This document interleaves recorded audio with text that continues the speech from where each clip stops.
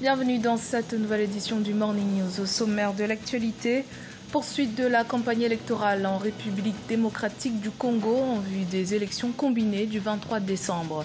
Quelques 20 candidats tentent de briguer la magistrature suprême à l'instar du candidat numéro 16, Gabriel Mokia, qui a présenté son projet de société. Le bracelet électronique pourrait entrer dès 2019 dans le milieu judiciaire sénégalais.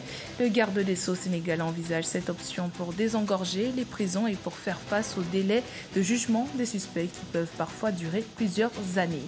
Et puis au Nigeria, le réseau Stronger Network s'emploie à lutter contre la propagation du VIH-Sida. Une conférence sur la prévention a été organisée ce 1er décembre par le réseau à l'occasion de la Journée mondiale de lutte contre le sida. Ouverte le 22 novembre, la campagne électorale bat son plein pour les candidats à l'élection présidentielle du 23 décembre en République démocratique du Congo. À Kinshasa, la capitale, l'un des candidats, Gabriel Mokia, président du mouvement des démocrates, a débuté sa campagne le 1er décembre. C'était lors d'un meeting où il a présenté son projet de société évalué à 16 milliards de dollars pour la première année en cas de victoire. Reportage de notre correspondant Jacques Mboka. Gabriel Mokia s'élance dans la campagne. Le président du mouvement des démocrates congolais, candidat numéro 16 à la présidentielle, a lancé sa campagne ce samedi 1er décembre à Kinshasa. Une occasion pour cet opposant de présenter à ses partisans son projet de société évalué à 16 milliards de dollars pour la première année de son quinquennat. Le candidat numéro 16, c'est le meilleur candidat. Je suis le candidat de la sécurité, les candidats de l'économie et les candidats de social. Si le social va mieux, si la sécurité est assurée, il y aura le social au bon fixe. Voilà le gros de mon message. Le président du MDCO promet à son électorat de s'attaquer à la corruption et renforcer la sécurité pour imposer le respect de la RDC aux autres pays. Pour ce faire, il promet dès son accession à la magistrature suprême d'augmenter les soldes des fonctionnaires, policiers et militaires. Il n'y aura pas de salaire de misère de 100 000 francs. Le candidat de la majorité, lui, il vient pour faire la continuité de ce que nous avons vécu pendant une vingtaine d'années. Alors, retenez qu'avec Gabriel Mokia, au moins, un ancien opérateur économique, il connaît les valeurs de la population. Mokia s'est dit, dans les circonstances actuelles, être le seul capable de battre le candidat du FCC à la présidentielle du 23 décembre. Homme d'affaires chevronné qui a bâti sa fortune dans la filière du café, Gabriel Mokia compte sur l'agriculture et les mines pour booster l'économie congolaise.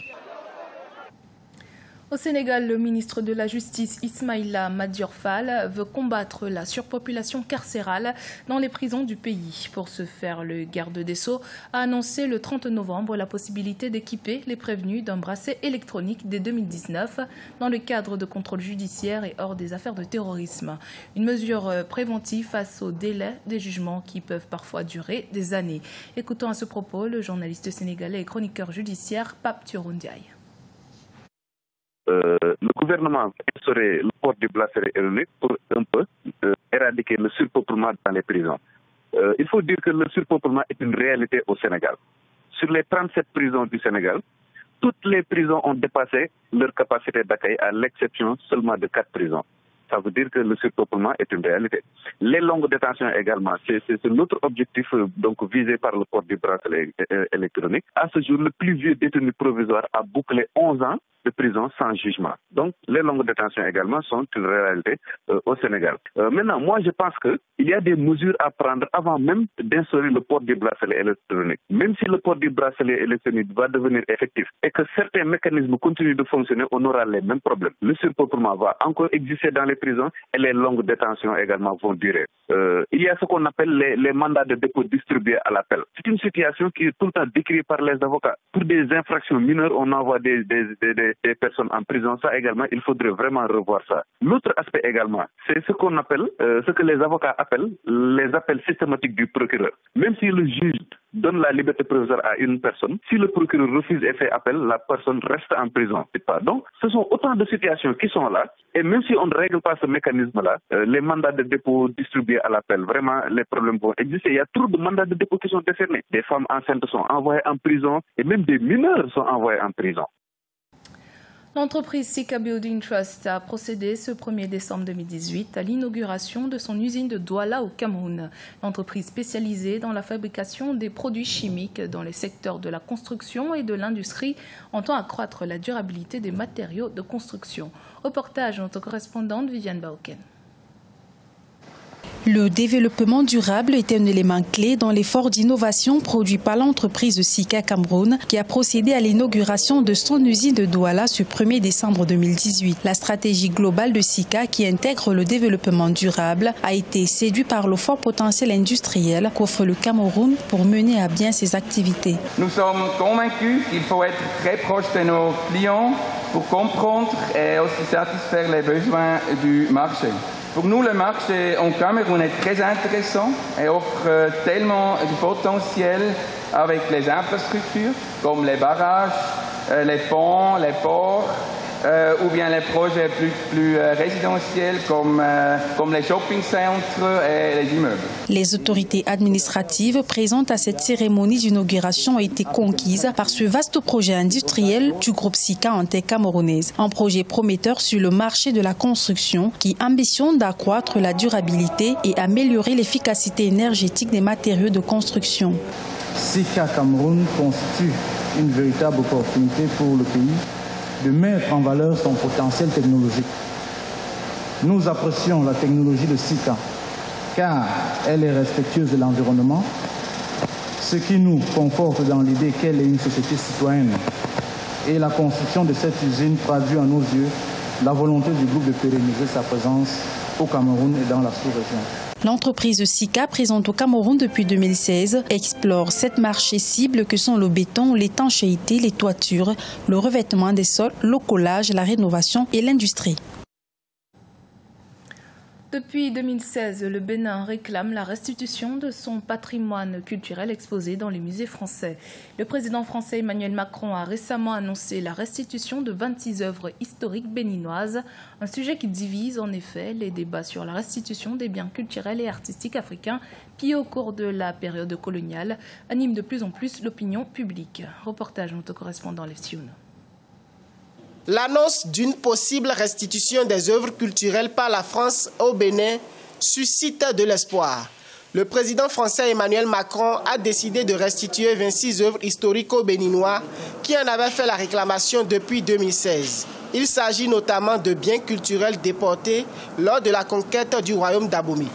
On est passé à une autre phase, à la phase de la construction d'un nouveau type de relation, d'un nouveau type de coopération. Et moi, je suis heureux que cela se passe. Et de notre côté, maintenant, nous devons accélérer le mouvement et faire en sorte que tout se passe vite. Dans les lignes de son programme d'action, le gouvernement béninois prévoit la restauration des lieux historiques et la construction d'infrastructures culturelles dans plusieurs villes touristiques. Le rapport que nous avons avec l'œuvre est très profond. Et aujourd'hui encore, vous allez dans les familles, il y a des œuvres qui ont traversé des générations qui sont là, protégées, intactes, conservées. Le Bénin compte désormais enclencher des procédures de restitution auprès d'autres pays qui détiennent ces œuvres et patrimoines culturels. D'ici là, les autorités prévoient la mise en œuvre d'un programme de formation pour des professionnels spécialistes de la sauvegarde des patrimoines. Au Nigeria, le phénomène du sugar daddy favoriserait la propagation du VIH-Sida. Le pays qui, selon l'ONU-Sida, représenterait près de 13% de toutes les personnes vivant avec cette maladie en Afrique subsaharienne. Pour combattre ce fléau, une conférence de prévention a été organisée par le réseau Stronger Network à l'occasion de la Journée mondiale de lutte contre le sida le 1er décembre. Mathilda Diaby. À l'occasion de la Journée mondiale du sida, le 1er décembre 2018, l'organisation Stronger Network organise à Ibadan, au Nigeria, une conférence de sensibilisation au phénomène sugar daddy. Ces relations intergénérationnelles rémunérées représentent un réel danger pour les jeunes filles prises au piège du cycle de pauvreté et d'ignorance. Les filles entre 15 et 19 ans contractent davantage le VIH que les garçons du même âge. En intensifiant nos recherches, nous nous sommes rendus compte que le problème était dû au sexe intergénérationnel avec des hommes de 2 fois leur âge ou même 10 fois plus âgés qu'elles. Le problème, quand vous êtes dans une telle relation, c'est que vous ne pouvez pas imposer le préservatif ou refuser certaines pratiques, car comme la relation est rémunérée, l'homme est en position de pouvoir. Selon les chiffres de l'ONU-SIDA, au Nigeria en 2016, 22 700 jeunes filles âgées de 15 à 19 ans ont contracté le virus contre seulement 19 900 garçons du même âge. Ma mère m'a demandé de venir faire les tests de dépistage. Elle veut que je sois mieux renseignée sur le VIH et le sida et je pense que c'est ce que tous les parents devraient faire. Une centaine de jeunes filles ont assisté à la conférence avant d'être toutes soumises au test de dépistage du VIH. Depuis son lancement en 2017, le réseau Strong Girl a atteint jusqu'à présent plus de 5000 jeunes filles et continue de fournir des espaces sûrs pour que les jeunes filles puissent se renseigner sur l'éducation sexuelle et le VIH sans craindre toute forme de discrimination. C'était le journal de la rédaction. Merci de votre fidélité. Dans un instant, une nouvelle édition de l'actualité sur Africa 24.